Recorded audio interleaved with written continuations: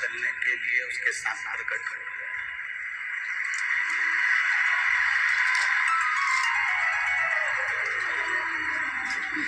और मानव का शरीर, मनुष्य की देह, मानव का शरीर, मनुष्य की देह, ये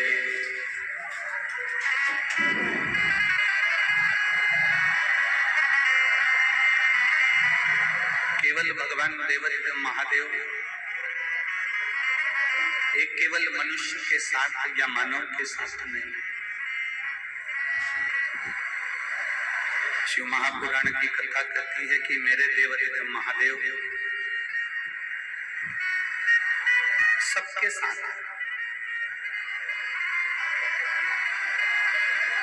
अब कई लोग कह देते हैं कि हम तो बड़े दुखी हैं, भगवान ने हमारा साथ छोड़ दिया। मेरी दीदियों, रेवाड़ी की मेरी जीजियों, मेरे जीजाओं, मेरी बेटियों, बेटाओं, मेरी माताओं, मेरे भाई,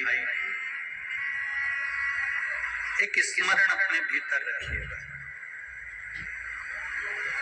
आप कहते हो कि भगवान ने हमारा साथ छोड़ दिया, आप कहते हो कि परमात्मा ने हमारा साथ छोड़ दिया। शिव महापुराण की कथा कहती है ये संसार के लोग होंगे जो तुम्हारा साथ छोड़ देते होंगे, वो देवादिदेव महादेव है। माता के गर्भ से लेकर अंतिम समय तक तुम्हारा साथ नहीं छोड़ता।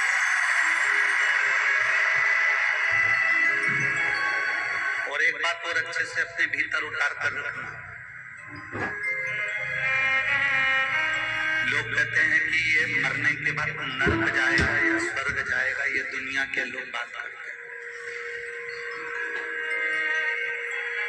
ये दुनिया के लोग कहते हैं कि ये नरक जाएगा, ये स्वर्ग जाएगा, ये नरक में जा गिरेगा, ये स्वर्ग में गिरेगा। ये दुनिया के लोग बात करते रहते हैं। ये दुनिया के लोग कहते रहते हैं कि ये नरक जाएगा, ये स्वर्ग जाएगा। आप में से अगर कोई आपके रिश्तेदार स्वर्ग में गए हों तो उनसे एक पत्र लिखवा के मंगवा लो कि स्वर्ग में एसी का रूम है, कि 4 बेड लगा है, कि डबल बेड लगा है, कि वहां पर 4 व्हीलर गाड़ी है, कि रथ है, कि बग्गी है। और आपके ही कोई रिश्तेदार अगर नरक में गए हों तो वहां से भी पत्र लिखकर बुलवा लो कि वहां पर ये तकलीफ भोगना पड़ रहा है। शिव महापुराण की कथा में अमरनाथ जी की गुफा के अंदर माता पार्वती जी जब भगवान शंकर से प्रश्न करती हैं और माता पार्वती जी ने भगवान देवादिदेव महादेव से प्रश्न किया कि संसार में जन्म लेने वाला व्यक्ति, संसार में जन्म लेने वाला मनुष्य स्वर्ग जाता है, नरक जाता है, स्वर्ग का सुख भोगता है, नरक का दुख भोगता है। भगवान शंकर पार्वती जी से कहते हैं, पार्वती अगर संसार में जन्म लेने वाला व्यक्ति, संसार में जन्म लेने वाला मनुष्य यदि 1 लोटा जल मुझे समर्पित करता है तो ना उसे नरक का भोग भोगना पड़ता है, ना उसे स्वर्ग जाने की लालसा होती है। वो मेरे कैलाश में मेरे साथ में विराजमान है। वो कैलाश में मेरे साथ में विराजमान हो, कैलाश में मेरे साथ में रहेगा। ना उसे स्वर्ग जाने की ललकता है, ना उसे स्वर्ग जाने की लालसा है, और ना उसे नरक भोगने का डर है।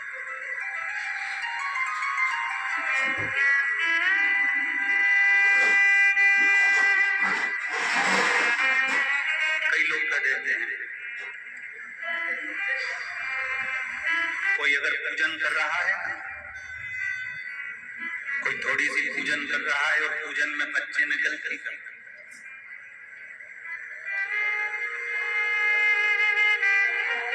आप अगर शंकर जी के मंदिर में जाते हो, देवता के मंदिर में जाते हो, राम मंदिर में जाते हो, कृष्ण मंदिर में जाते हो, दुर्गा के मंदिर में जाते हो, देवी के मंदिर में जाते हो, शंकर के मंदिर में जाते हो, आप किसी भी मंदिर में जा रहे हो,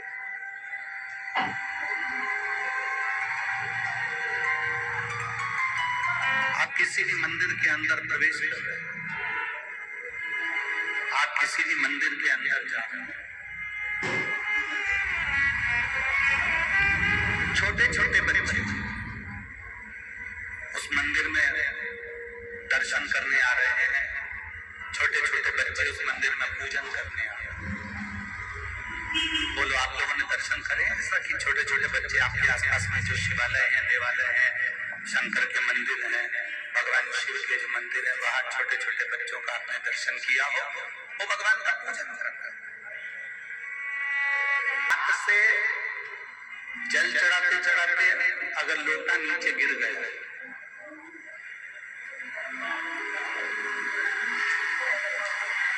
छोटे से बच्चे के हाथ से अगर जल चढ़ाते चढ़ाते एक छोटा सा बच्चा जल चढ़ा रहा, उसके हाथ से लोटा गिर गया, उसके हाथ से जल का पात्र गिर गया, उसके हाथ से जल का कलश नीचे गिर गया। छोटा सा बच्चा बेलपत्र चढ़ा रहा है, बेलपत्र चढ़ाते चढ़ाते उसके हाथ में जो बेलपत्र रखी है वो पूरी की पूरी दब गई, बेकार हो गई, मुड़ गई, टूट गई और उसने भगवान शंकर को चढ़ाया। जरा सावधानी से सुनना कथा। छोटा सा बच्चा सेवा कर रहा है, कोई महिला आ गई, कोई बहू आ गई, कोई बेटी आ गई, उस बहू को सेवा करना नहीं आता, उस बहू को भगवान की पूजन करना नहीं आता, उस बहू को, उस बेटी को भगवान की आराधना करना नहीं आता, उस बहू बेटी को भगवान का पूजन करना नहीं आता। आ गई और पूजन में लग गई, आराधना में लग गई। अब मान लो उससे कोई गलती हो रही है, मान लो उस बच्चे के हाथ से लोटा गिर गया, मान लो उस बच्ची के हाथ से लोटा गिर गया, मान लो बहू पूजन कर रही थी, उससे कुछ गड़बड़ी हो गई, बेटी पूजन कर रही थी, उससे कोई गड़बड़ी हो गई, कोई बच्चा पूजन कर रहा था, उससे कोई गड़बड़ी हो गई, कोई पूजन में त्रुटि हो गई। तो मेरा निवेदन इस व्यासपीठ से है कि जितने बड़े बड़े लोग जिनको पूजन करना आती है, जिनको आराधना करना आती है, जिनको अर्चना करना आती है, उनसे निवेदन है उस बच्चे को लोटा गिरने पर, उस बच्चे को गलत पूजन करने पर, उस बच्चे को कहीं त्रुटि वाली पूजन करने पर भी मेरा घर के बड़ों से निवेदन है उसको डांटने का प्रयास मत करना, क्योंकि वो अभी अभी जुड़ा, वो अभी अभी जुड़ा। जब वो अभी अभी जुड़ा है तो धीरे धीरे धीरे धीरे वो सेवा की ओर, पूजन की ओर अग्रण्य होगा, वो धीरे धीरे पूजन की ओर बढ़ेगा, वो धीरे धीरे सेवा की ओर बढ़ेगा, धीरे धीरे सीखेगा। अब आप लोग क्या करते हो कि एक साथ एकदम बच्चे को चिल्ला जाते हो, जरा सी गलती हुई, जरा सी गड़बड़ी हुई और आपने बच्चे को चिल्लाया, जरा सी गलती हुई, जरा सी गड़बड़ी हुई और आपने बच्चों को चिल्लाना ना।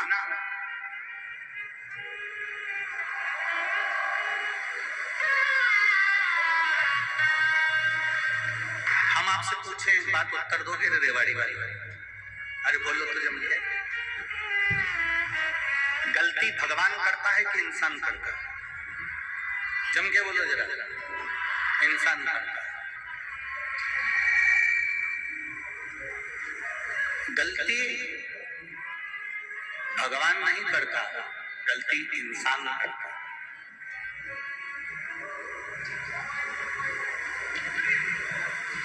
गलती बाप करता है कि बेटा करता है? जम के बोलो जरा। बेटा। माफ कौन करता है? आपने अगर गलती कर भी दी है, आपसे अगर कोई गलती हो भी गई है मान लो जल की जगह तुमने दूध चढ़ा दिया, दूध की जगह दही चढ़ा दिया, दही की जगह तुमने जल चढ़ा दिया। मान लो चंदन लगाना था, तुमने चावल लगा दिया, चावल की जगह अबीर लगा दी, अबीर की जगह गुलाल लगा दी। मान लो बेलपत्री की जगह फूल चढ़ा दिया, फूल की जगह बेलपत्र चढ़ा दी।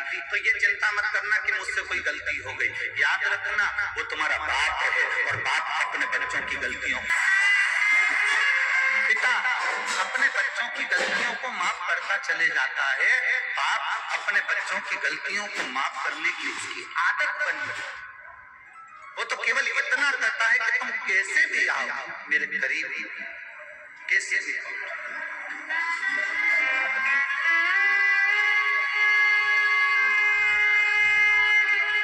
और शंभो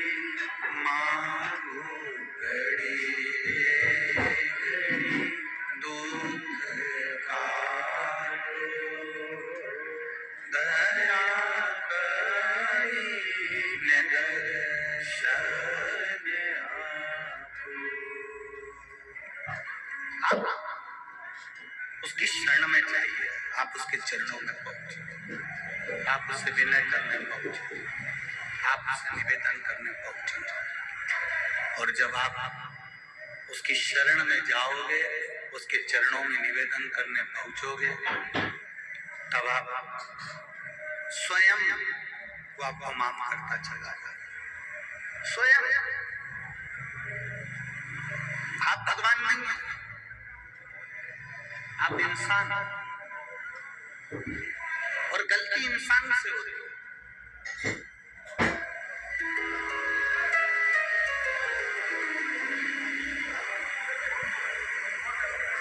और इंसान अगर गलती नहीं करेगा तो परमात्मा माफ कैसे ना करेगा। भाई फिर एक निवेदन करेंगे आपसे, सलाह देने वाले ढेर सारे मिलते हैं पर सहयोग देने वाले बहुत कम मिलते हैं, बहुत कम। सलाह देने वाले ढेर सारे मिलेंगे आपको। कोई आपसे कहेगा कि तू ऐसा कर ले, कोई कहेगा तू वैसा कर ले, कोई कहेगा तू ऐसा कर, कोई कहेगा तू वैसा कर, बहुत सारे मिलेंगे, परंतु सहयोग देने वाले बहुत कम मिलेंगे, ना केवल। और शिव महापुराण की कथा बहुत सुंदर बात कहती है कि देवाधिदेव महादेव सलाह कम देते हैं, देवाधिदेव महादेव सहयोग ज्यादा देते हैं तुम्हारे दुख की घड़ी में और तुम्हारी सुख की।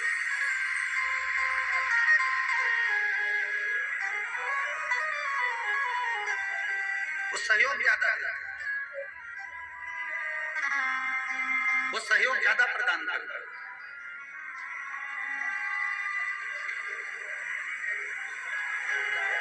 बहुत मिलेंगे संसार में आपको सलाह देने वाले, बहुत। कोई आपसे कहेगा कि ऐसा कर लीजिए, कोई आपसे कहेगा वैसा कर लीजिए। और शिव महापुराण की कथा कहती है कि अगर कोई जीवन में आपको सहयोग प्रदान करेगा, संसार का कोई मनुष्य भी यदि आपको सहयोग दे रहा है तो ये समझ लेना कि वो शंकर का एक रूप है, वो शिव का एक स्वरूप। अगर कोई आपको सहयोग दे रहा है,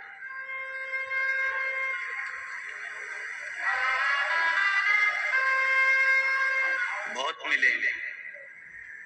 शिव महापुराण की कथा कहती है हमको ऐसे भी लोग मिलेंगे जो दिन रात आपको अपशब्द कहते मिलेंगे, दिन रात आपको गालियां देते मिलेंगे, आड़ा टेढ़ा बोलते मिलेंगे, अपशब्द कहते मिलेंगे। और बड़ा सुंदर संवाद हमारे यहाँ का है, कोई कुत्ता कीचड़ में लथपथ है, कोई कुत्ता कीचड़ में पूरा के पूरा भिड़ा हुआ है, कोई कुत्ता कीचड़ में पूरा के पूरा पूरा की पूरा भेड़ा, पूरा की पूरा लड़का, और वो उचक रहा है, वो कुत्ता उचक रहा है और दौड़ रहा है, कुत्ता कहीं पूंछ हिला रहा है, कुत्ता कहीं इधर उधर उचक रहा है, और आप बहुत अच्छे कपड़े पहने हो तो आप उस कुत्ते के पास जाओगे क्या? बोलो बोलो, जम के बोलो। नहीं जाओगे। कुत्ता अगर इधर उचक रहा है तो तुम थोड़ा दूर से निकल जाओ। आप में से कोई ऐसा नहीं होगा कि उस कुत्ते के पास जाएगा, क्योंकि कुत्ता कीचड़ में लगता है, कुत्ता कीचड़ में पूरा समाया हुआ है, कुत्ते के शरीर पर कीचड़ लग रहा है, कुत्ता कीचड़ को लगाकर उचक रहा है, कोई उस कुत्ते के पास नहीं जाता, उस कुत्ते से लोग दूरी बनाकर चल रहे हैं।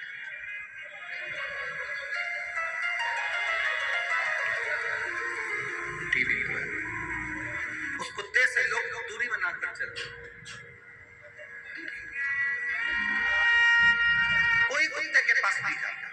और समझदारी इसी को कहते हैं कि अगर कुत्ता कीचड़ में भिड़ा हुआ है, कुत्ता कीचड़ में भिड़ने के बाद उचक रहा है, बहुत यहाँ वहां घूम रहा है, तो निवेदन है उस कुत्ते के करीब में मत जाना, कुत्ते से दूरी बनाकर रखना। उसी तरह संसार में ऐसे ऐसे लोग भी हैं जो दिन रात गंदे व्यसन में डूबे हुए हैं, मदिरापान में, मांसाहार में, वेश्यावृत्ति में, जुए में, और ना जाने कितने कितने गंदे काम में डूबे हुए हैं, ना जाने कितना कितना निंदा करते हैं, ना जाने कितना कितना अपशब्द करते हैं, ना जाने कितना कितना आड़ा टेढ़ा बोलते हैं। आपसे निवेदन है, आप ये जान लेना कि गंदे कुत्ते के पास में जाओगे तो आपके कपड़े गंदे हो जाएंगे, उसी तरह गलत व्यक्ति की संगति में जाओगे तो तुम्हारा भी जीवन।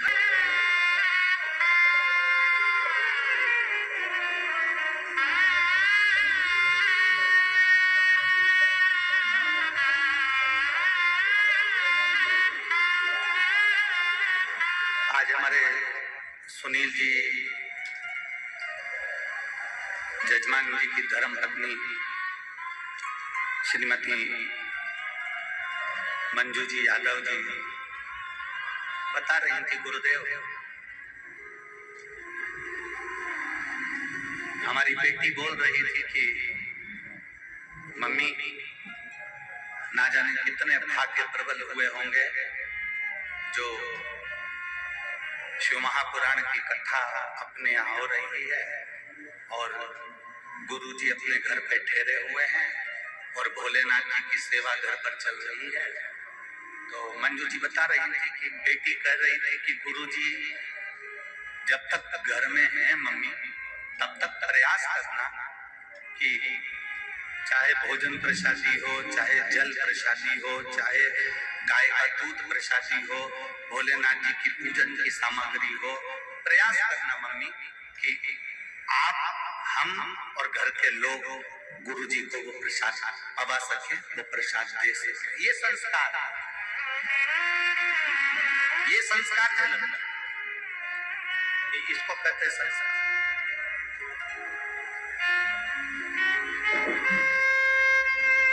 शिव के प्रति भक्ति को बढ़ाने का प्रयास करें, शंकर के प्रति विश्वास को जगाने का प्रयास करें, शंकर के प्रति भरोसे को जगाने का प्रयास करें।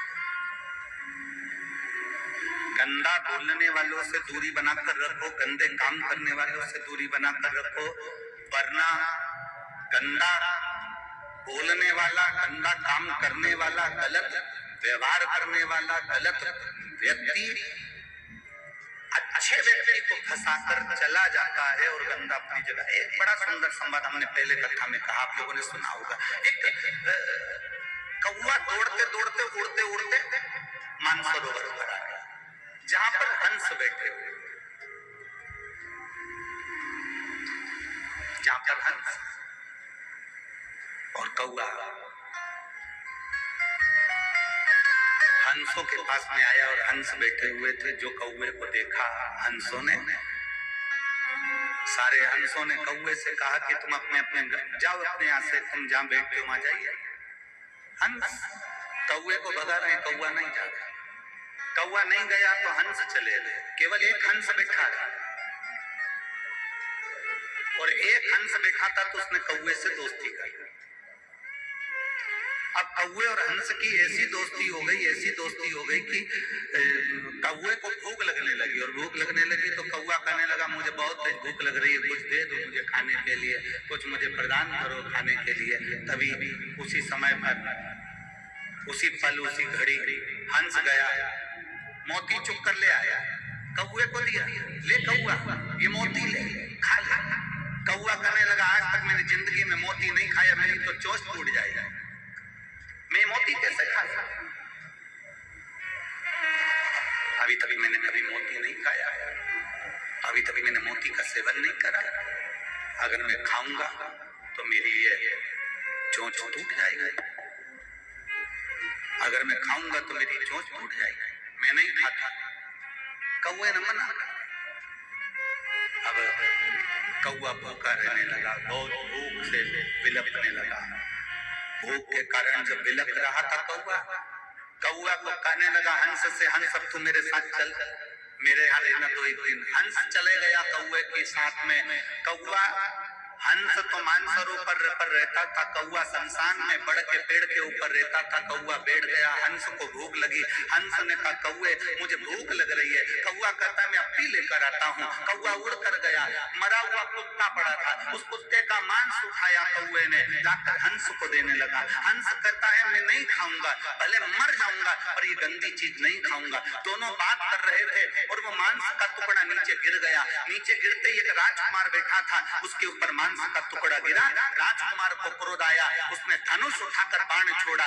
जो बाण छोड़ा, छोड़ते से कौवा तो भाग गया, हंस को तीर लग गया। हंस को जैसे बाण लगा, हंस नीचे गिरा तो राजकुमार ने हाथ जोड़कर कहा हंस देव, मैंने तो कौवे के ऊपर बाण छोड़ा था और बाण आपको लग गया। इतने में हंस कहते हैं भाई तेरी गलती नहीं है, मैंने गलत व्यक्ति का संग कर लिया था, गलत व्यक्ति का संग करा इसलिए मुझे ये बाण लगा। गलत काम करने वाला व्यक्ति गलत काम करके निकल जाता है, गलत बोलने वाला व्यक्ति गलत बोल कर निकल जाता है, गलत कार्य करने वाला व्यक्ति गलत काम कर निकल जाता है, और अच्छा व्यक्ति इसमें फंस जाता है।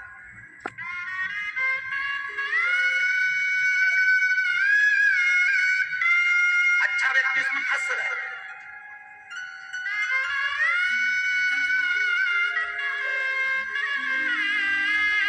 और इतना फंसा हुआ है वो अच्छा व्यक्ति की निकलने का प्रयास करता है तो निकल नहीं पाता,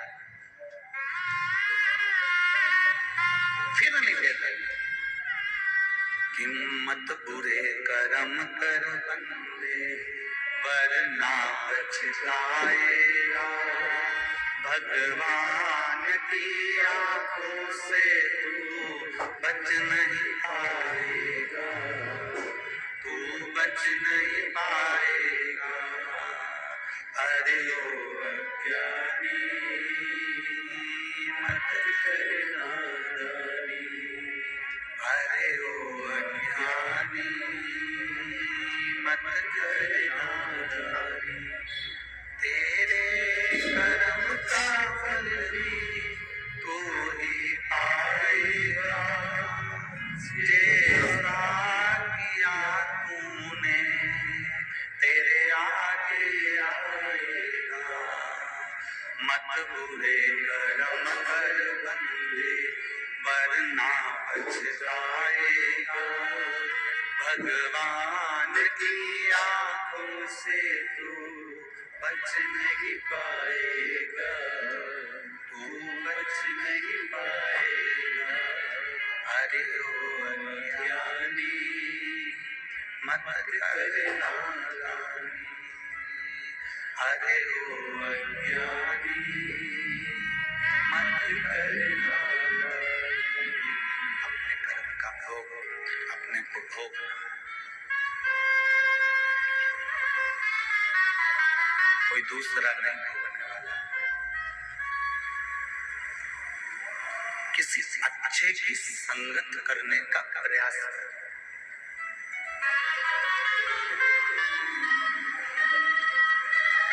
एक बहुत अच्छी, बहुत सुंदर संवाद तमिल भाषा में एक संत ने एक पुस्तक लिखी है जिसका नाम है शिव रहस्य। क्या नाम है किताब का? जम के बोलो जरा। शिव रहस्य, तमिल भाषा में लिखी। और उसमें दक्षिण के एक शंकर जी के मंदिर का वर्णन आता है, भीलेश्वर महादेव। कौन से महादेव हैं? जम के बोलो जरा, जम के। भीलेश्वर, जिनको भीलनाथ महादेव भी कहते हैं, भीलेश्वर महादेव।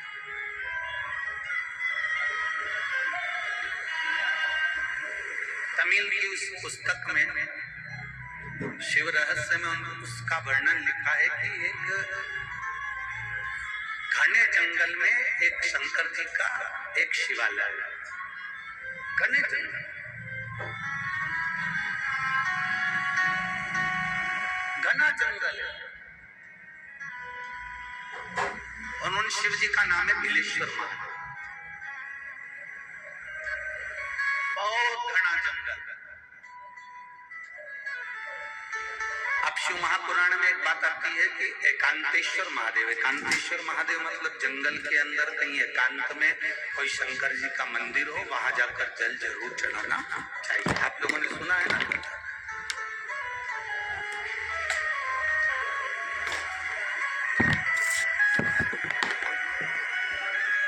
वहां जल जरूर चढ़ाना चाहिए। मान लो जिसका लीवर काम नहीं कर रहा, जिसकी किडनी काम नहीं कर रहा,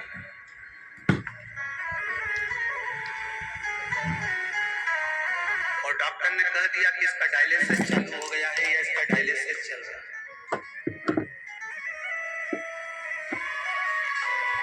बेलपत्री के पेड़ के नीचे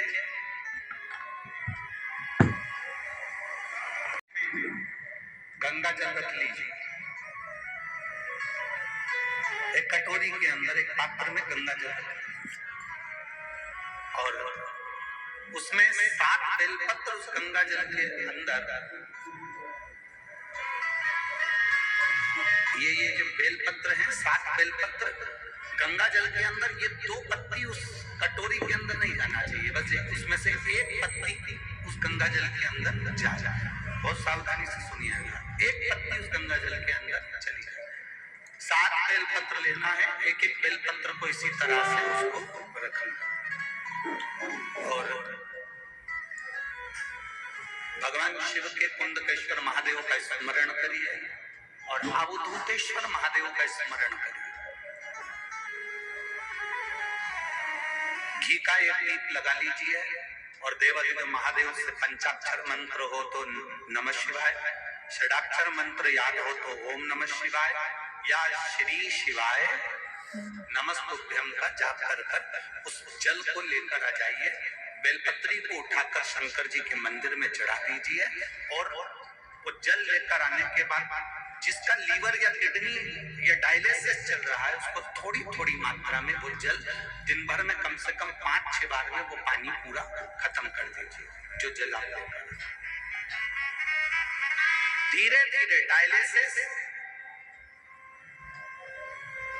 अगर हफ्ते में 2 बार हो रहा है तो हफ्ते में 1 बार होगा, फिर महीने में 1 बार होगा, फिर धीरे धीरे किडनी लीवर काम करना प्रारंभ कर देगा और डायलिसिस आपका बंद हो जाएगा। एक पत्र है पूनम गुप्ता, पत्नी वेद प्रकाश गुप्ता, पालम नई दिल्ली से है, कहीं बैठी हो कहा दिला सकती है। पूनम गुप्ता आप ही हैं? हाथ हिला तो एक बार ऐसे, ठीक है। पूनम गुप्ता पत्नी वेद प्रकाश गुप्ता, पालम नई दिल्ली से। बच्ची आई है क्या साथ में? दिख रही है? ये टीवी चालू करवा, मेरे को नजर आया कम से कम। हाँ, गोदी में लो। हाँ, दिख गई थी। लिया इस बच्ची को, धीरे धीरे कर लेकर आओ। आप फोटो देखिएगा, अगर आप लोग एलईडी देख रहे हैं या आस्था चैनल देख रहे हैं तो इस बच्ची का पहला फोटो देखिएगा जिस समय पर इसकी किडनी और लीवर दोनों खराब हो चुके थे और इस बच्ची के पूरे शरीर पर सूजन है। अगर आप लोग एलईडी पर देख रहे हो या आस्था चैनल पर देख रहे हो तो इस बच्ची का पहला फोटो देखिए जिस समय पर इस बच्ची का पूरा चेहरा पूरा शरीर सूजन है। एलईडी पर चल रहा है।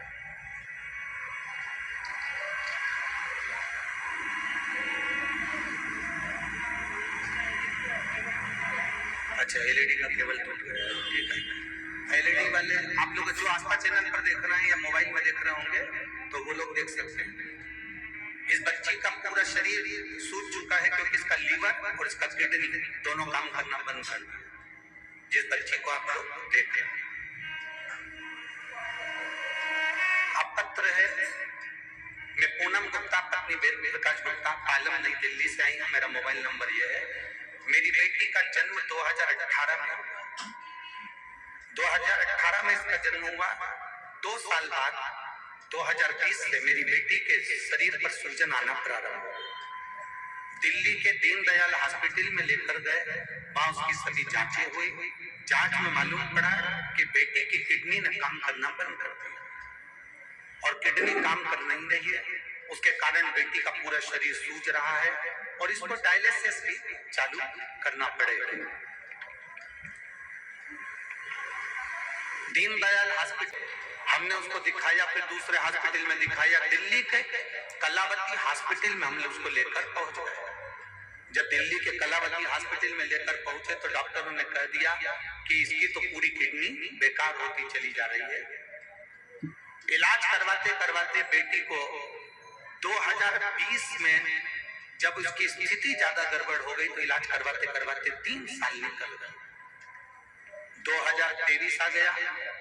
3 साल तक उसके शरीर से सूजन नहीं गई। उसकी किडनी और लीवर के लिए दवाइयां चलती रही, डायलिसिस का क्रम चालू रहा। अब करें तो करें क्या? तब मेरे एक रिश्तेदार ने मुझे कहा कि अपने घर का कोई व्यक्ति सीहोर भेज दो, वहां से रुद्राक्ष मंगवा दो। हमने कहा किसको भेजें? सीहोर का एड्रेस नहीं देखा, तब मालूम पड़ा कि भोपाल के करीब में है। तो हमारे यहाँ से एक व्यक्ति को हमने सीहोर भेजा, वहां का रुद्राक्ष और कंकर बुलवाया। उस रुद्राक्ष को गलाने लगे, शिव जी को जल चढ़ाने लगे। बेटी को भगवान शंकर पर चढ़ा हुआ जल देना प्रारंभ करा। एक बेलपत्र का प्रयोग बेलपत्री के पेड़ के नीचे था, जो आपने बताया था, वो हमने करना प्रारंभ किया। गुरुदेव, आपको लोग भले टोटका वाला महाराज कहते हो, पर सत्य बात तो ये है, आप जो बताते हैं वो देवाधिदेव महादेव स्वयं बताता है और उसका फल मिलता है। गुरुदेव, आपने जो बेलपत्री का प्रयोग बताया था वो हमने करना प्रारंभ करा। बेलपत्री के पत्ते को पानी में गलाकर शंकर का ध्यान कर कुंदकेश्वर महादेव के नाम से पिलाना प्रारंभ करा और बाबा की कृपा से आज मेरी बेटी का किडनी और लीवर दोनों काम करना प्रारंभ कर दिया। मैंने बेटी का दूसरा फोटो लगा रही हूँ जिसमें बच्ची पूरी तरह से ठीक है।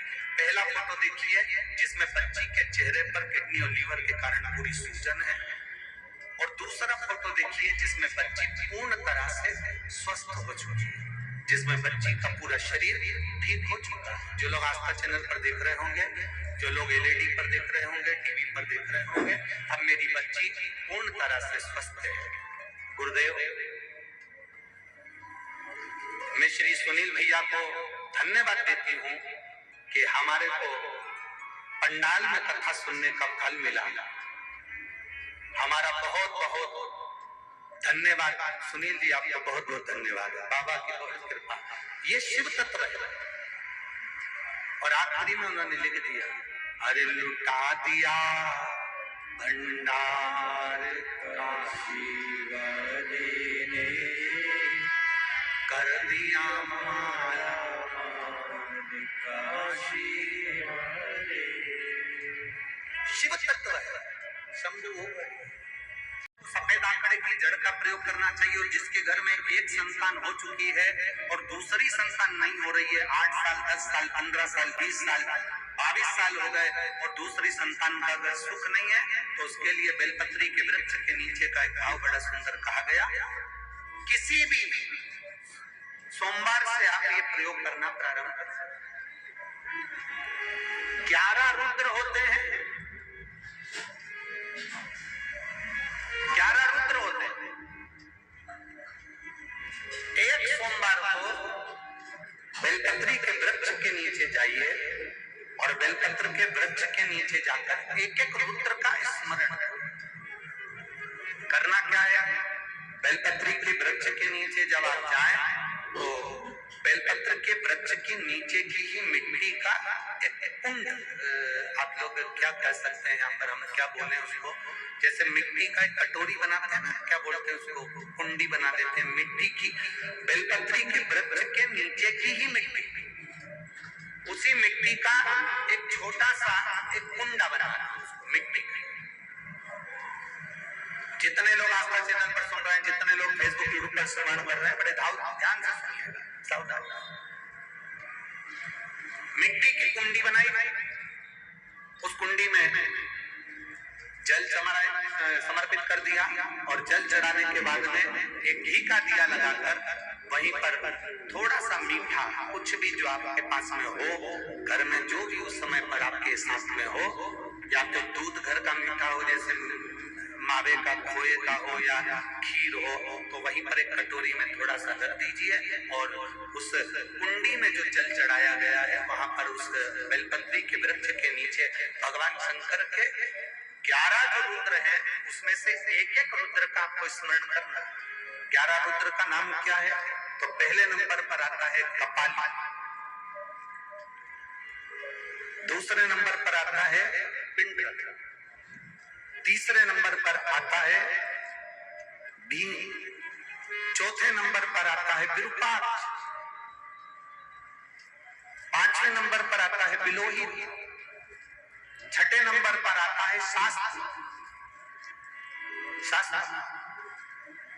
सातवें नंबर पर आता है अजपात, आठवें नंबर पर आता है अहिष्णु, और 9वें नंबर पर आता है शंभु, 10वें नंबर पर आता है चंड और 11वें नंबर पर आता है भव।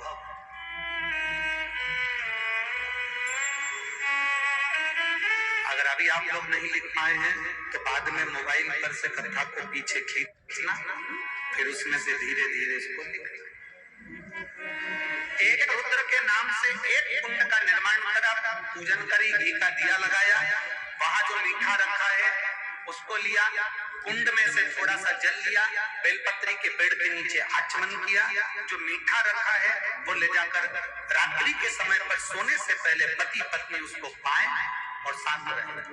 एक सोमवार को ये प्रयोग करना है, फिर दूसरे सोमवार को दूसरे जो एकादश, जो 11 रुद्रों का जो वर्णन किया गया है, एक एक रुद्र का नाम लेकर एक बार कुंड का निर्माण करना है।